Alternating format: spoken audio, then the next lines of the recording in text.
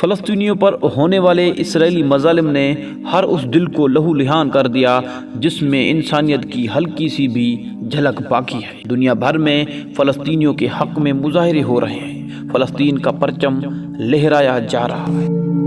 میرے عزیز دوستو، اس ویڈیو میں ہم آپ کو یہ تفصیل سے بتائیں گے یہ عرب ممالک لیبیا، فلسطین، جورڈن، کویت، عراق، یہ جو ممالک ہیں ان کے جھنڈے اکثر ایک جیسے ہیں۔ ان میں صرف رنگ اوپر نیچے کر کے رکھے گئے ہیں، لیکن ان میں ایک ہی رنگ پایا جاتا ہے۔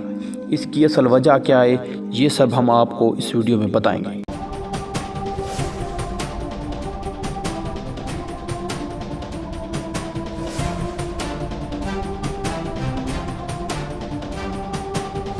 جب سلطنت عثمانیہ قائم تھی تو القدس مسلمانوں کے پاس تھا۔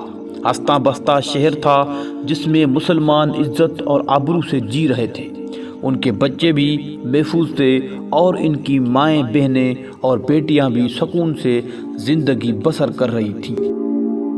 پھر مسلمانوں نے برطانیہ کے ساتھ مل کر سلطنت عثمانیہ کے خلاف بغاوت کی اور نتیجہ یہ نکلا کہ القدس صہیونیوں کے ہاتھ میں چلا گیا۔ یہ کچھ زیادہ وقت پرانی بات نہیں، یہ 10 جون 1916 کی بات ہے۔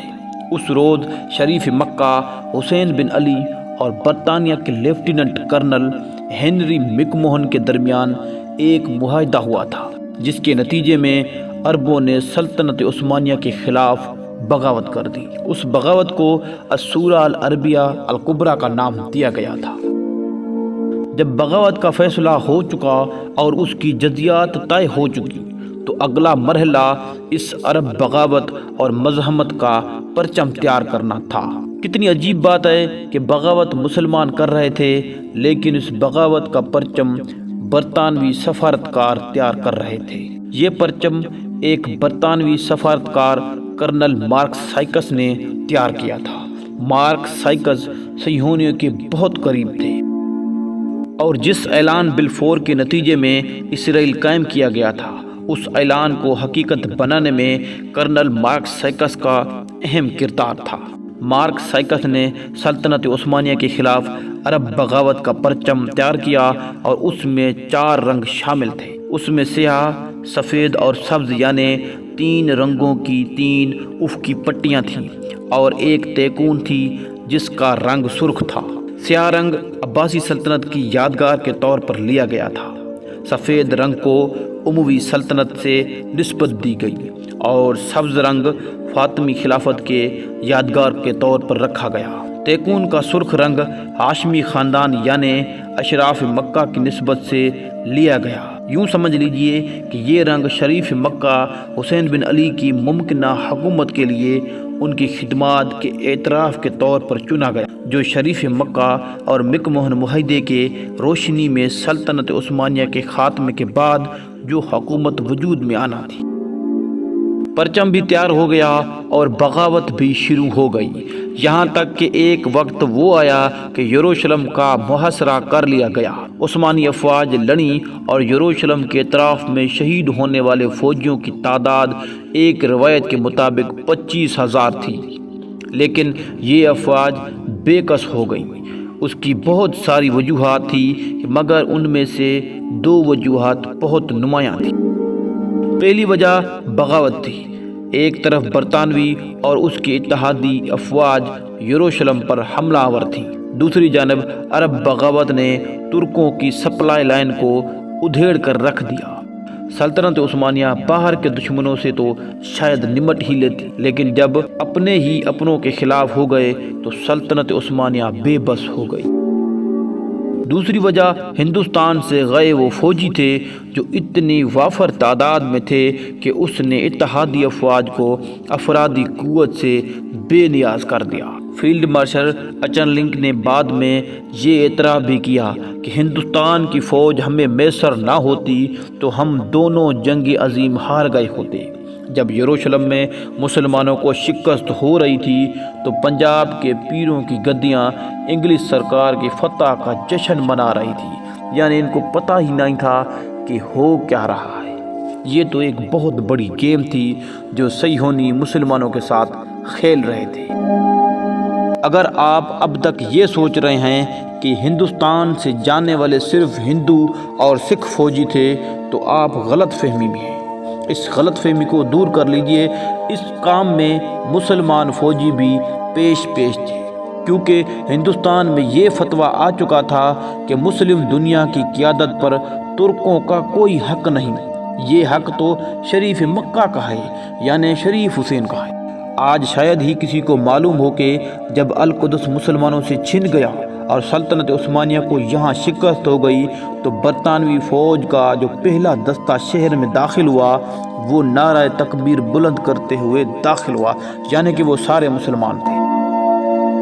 10 ستمبر 1917 کو جب یروشلم مسلمانوں سے چھن گیا اور جنرل ایلن بے جب ایک فاتح کی حیثیت سے شہر میں داخل ہوا تو 11 فاتحین کے ساتھ کچھ ایسے لوگ بھی تھے جو ہندوستان سے تشریف لے گئے تھے اور نعرہ تکبیر بلند فرما رہے تھے، اور کچھ تو وہ تھے جو ہندوستان سے تشریف نہیں لے گئے تھے، وہیں آس پاس کے علاقوں کے عرب تھے اور سورہ العربیہ الکبریٰ کا پرچم تھامے ہوئے تھے، وہی 4 رنگوں والا پرچم جس کا اوپر ذکر کیا گیا ہے۔ جزوی تبدیلیوں کے ساتھ عرب بغاوت کا یہی پرچم آج بھی مصر، اردن، سوڈان، کویت، امارات، شام، لیبیا اور یمن کا قومی پرچم بھی ہے۔ فلسطین کا پرچم بھی اسی پرچم کی ایک شکل ہے۔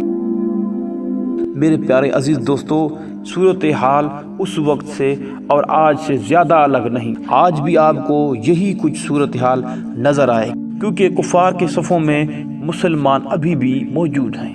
مسلمان آج بھی کفار کے صفوں میں کھڑے ہیں جو ان کی سپورٹ کر رہے ہیں۔ میرے پیارے دوستو، مسلمانوں کا زوال تو اس وقت آ گیا تھا جب سلطنت عثمانیہ گر چکی تھی۔ سلطنت عثمانیہ واحد وہ مسلمانوں کی طاقت تھی جو مسلمانوں کو متحد کیے ہوئے تھی۔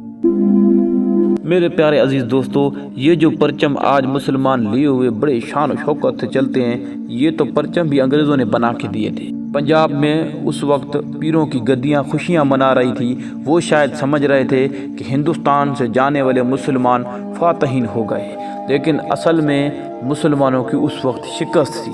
وہ آٹومن امپائر نہیں تھا، وہ تو اسلام کا پرچم تھا جو اتارا گیا تھا، کیونکہ اس وقت کے بعد اسلام کمزور ہوتا چلا گیا اور آج تک آپ کی نظروں کے سامنے ہے، اور سارا یہ نظام عربستان یعنی کہ عرب ممالک کے نیچے آ گیا جو خود صہیونیوں کے نیچے تھے۔ صہیونیوں نے اپنے ایجنٹس کو بھیجا ہی عربستان تھا، کیونکہ وہ جانتے تھے اگر یہاں سے فتوے جاری ہوئے تو مسلمانوں پہ فتح کرنا آسان ہو جائے گا۔ اسی طرح ان کی چالیں یہ کامیاب ہوتی چلی گئیں اور عربستان سے جو فتوے جاری ہوئے وہی کامیاب ہوئے اور آٹومن امپائر گر گیا۔ اسی طرح سے مسلمان تو کمزور ہو گیا اور صہیونیت اور عیسائیت آج بہت طاقتور بن چکی ہے۔ میرے پیارے دوستو، اگر آپ فلسطین اور اسرائیل کے بارے میں زیادہ جاننا چاہتے ہیں تو میرے اسی چینل کی سیریز فلسطین جل رہا ہے مکمل سیریز ہے، وہ آپ دیکھ سکتے ہیں۔ اس میں آپ کو زیادہ پتہ چلے گا کہ یہ اصل ماجرا ہے کیا۔ یہ جو ہندوستان سے فوجی گئے تھے فلسطین آٹومن امپائر کو گرانے کے لیے، ان کی کیا خدمات تھی، وہ کون تھے۔